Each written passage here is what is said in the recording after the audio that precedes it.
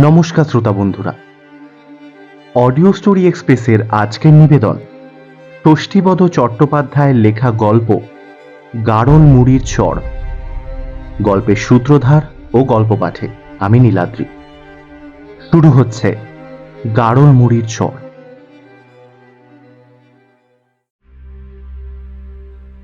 হ্যাঁ, জায়গাটার নাম গাড়ল মুড়ির চর। গাড়ল শব্দটা যদিও মার্জিত নয়, তবু জায়গাটার নাম ওই। হুগলি জেলার একান্তে এই স্থানে একসময় নাকি গালব মুনির আশ্রম ছিল। সেই গালব মুনির নাম থেকেই গালব মুড়ি এবং তারই অপভ্রংশ গাড়ল মুড়ি। তাই গাড়ল মুড়ির চর বা শ্মশানের কুখ্যাতি নতুন নয়। রাতভিত ভুলেও কেউ যায় না ও পথে। তবু একবার কি একটা কাজে বোধহয় কিছু সওদা করতেই চোপার আব্দুল হামিদকে জৌগ্রামে যেতে হয়েছিল। কাজ সেরে ফিরতে রাত হয়ে গেল অনেক। সবাই বারণ করেছিল আব্দুলকে, এত রাতে গাড়ল মুড়ির সর দিয়ে যেও না গো আব্দুল মিয়া, আর সে রাতটা এখানে কাটিয়ে যাও। কাল বরং ভোর ভোর রওনা হবে, পথে লোকও পাবে অনেক। তা আব্দুলের ছিল কাজের তাড়া। সে বলল, সে হয় না গো, যা আছে কপালে এই রাতেই আমাকে যেতে হবে, বুঝলে। এই বলে আল্লাহর নাম স্মরণ করে রওনা হলো আব্দুল।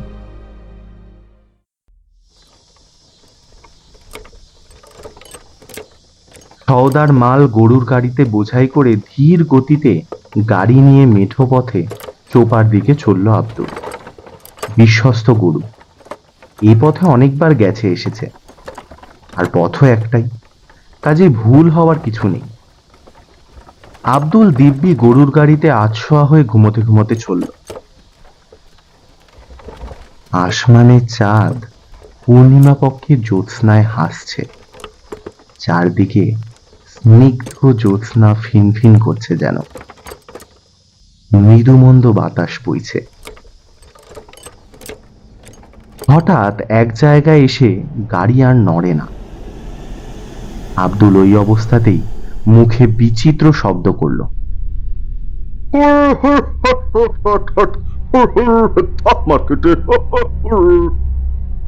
কিন্তু কিছুতেই কিছু হলো না।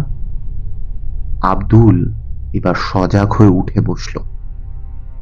তারপর যা দেখল তাতেই তো তার চক্ষু স্থির। দেখল কখন যেন গাড়িটা গড়িয়ে গড়িয়ে গাড়ল মুড়ির চরে এসে পৌঁছে গেছে। ডান দিকে শ্মশান।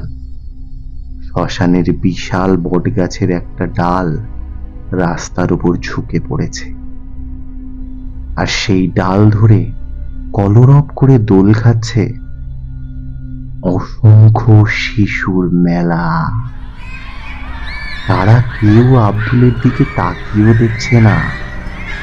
হুটোপাটি ছুটোছুটি করে এমন ভাবে ছড়িয়ে রয়েছে সেখানে যে কোনো মতেই তাদের অতিক্রম করে গরুর গাড়িকে চালিয়ে নিয়ে যাওয়া সম্ভব নয়।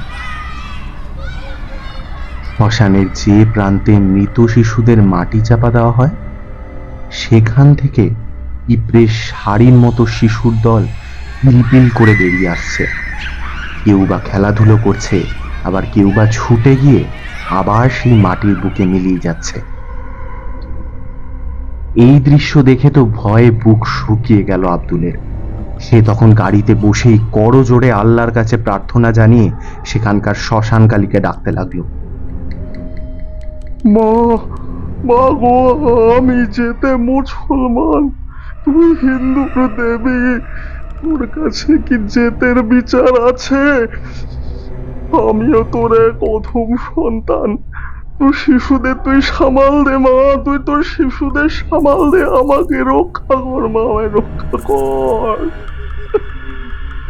রক্ষা কর মা, রক্ষা কর, রক্ষা কর।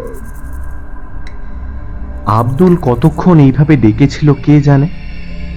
হঠাৎ এক সময় শুনতে পেল শ্মশানের ভেতর থেকে নারী কণ্ঠে কে যেন ডাকলো।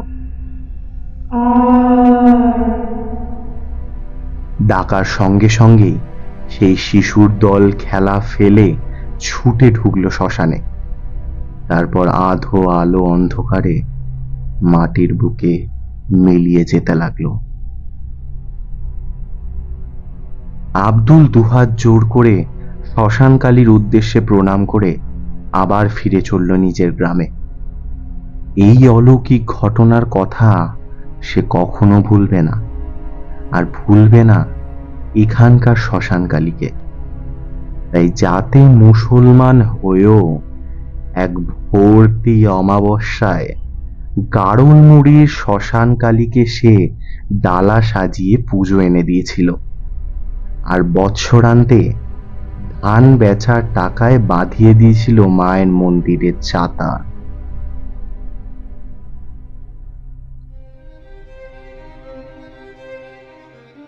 এতক্ষণ শুনছিলেন ষষ্ঠীপদ চট্টোপাধ্যায়ের লেখা গল্প গাড়লমুড়ির চর। গল্পটি ভালো লাগলে লাইক, শেয়ার এবং চ্যানেলটি সাবস্ক্রাইব করে দেবেন। সাবস্ক্রাইব করার পর পাশে থাকা বেল আইকনটি ক্লিক করে দেবেন। দেখা হচ্ছে পরের গল্পে।